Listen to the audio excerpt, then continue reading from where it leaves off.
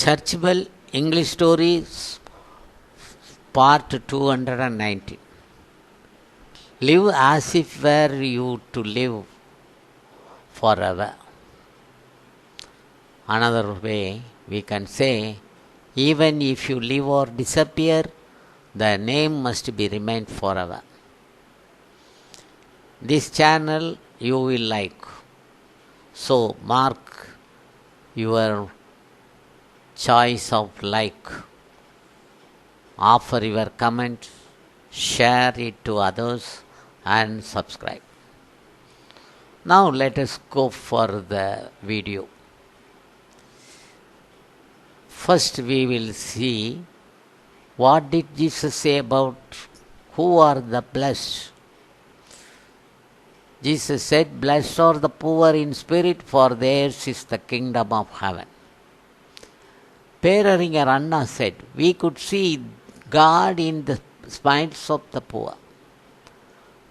Now let us watch what were the revolutionary changes happened in his administration as a chief minister. Anna declared an election manifesto saying that if DMK comes to power, a bag of rice will be sold for 1 rupee. Before Anna came to power, the situation was very bad. All the items of goods were being sold at higher prices. One measurement of rice was being sold at rupees 8 or 15. But soon after Anna came to power, a measurement of rice came down to 3 rupees. People were happy as the price of essential commodity rice has come down. Prices of palm sweets, pulses, sugar, oil seeds and oil, among other prices, fell sharply. The reason was that wherever the hoarders were identified and action were taken. The hoarders left all the stock of grains in the godown and ran away from their spot. During that period, Anna had a shortage of budget funds, so he could arrange to supply one measurement of rice for 1 rupee only to Chennai city as per his manifesto.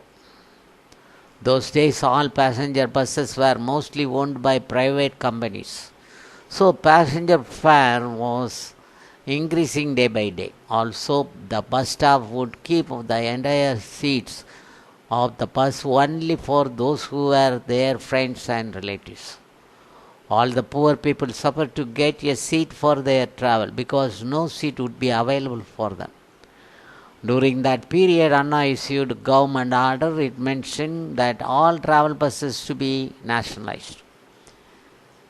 Many people wondered how it could be done. Then Anna said that government was not going to confiscate their buses but only the bus routes.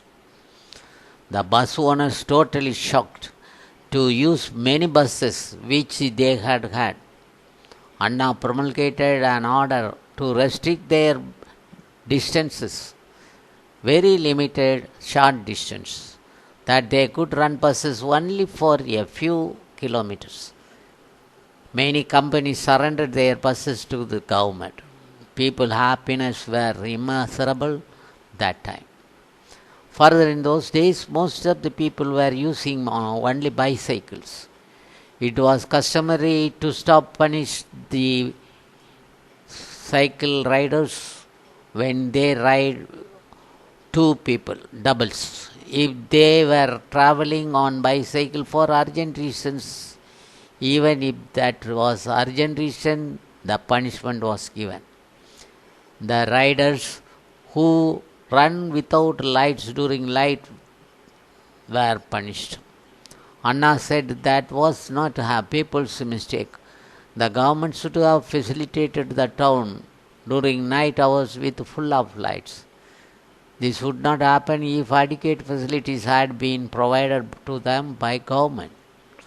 Orders were issued to stop any more fines or punishment in Tamil Nadu to the cycle riders. In those days, it was mandatory for every family to get a license for keeping the radios or transistor or other electrical items. People had bought with the intention to listen many interesting cinema songs at that time. That taluk or municipality corporation was charging a monthly fee for it. He said it was unnecessary, so he stopped the charges and confiscation of radio immediately by orders. Anna did not belong to any religious principles. He said one land and one God. God is one and humanity is one. Anything given to the poor goes to God immediately, he says. In an interview, he said, I always argue with God, with true faith. He never took up the topic of social philosophy of any religion for his argument. We shall find some of his motto below. 1. Obligation is to be followed to acquire virtues, do our duties well, and fulfill dignity and control. Every gardener's jasmine is fragrant. Don't use words, but use your intellectual mind. He said young people need reason and self-respect. Because of all his deeds and care on the poor people of the state, which had yielded a lot of hearts of people, state history and Guinness has recorded that 1 crore and 50 lakh people had attended to give respect to his funeral. That means his name has been written in the Guinness Book records. We come to understand from the newspaper that there was much rush of crowds in the conveyance travelling vehicles to attend funeral on his death. Many met accident because of travelling in trains, hanging on, catching coaches roof, or by other means of travel. Aringnar Anna, as a chief minister, gave much importance to the social reforms and achieved fame and best name. He was very careful to the people to relieve the distress of them. Though he had served only 2 years as a chief minister, he won the hearts of countless people. In this connection, we find the most important preaching of the following in the Bible New Testament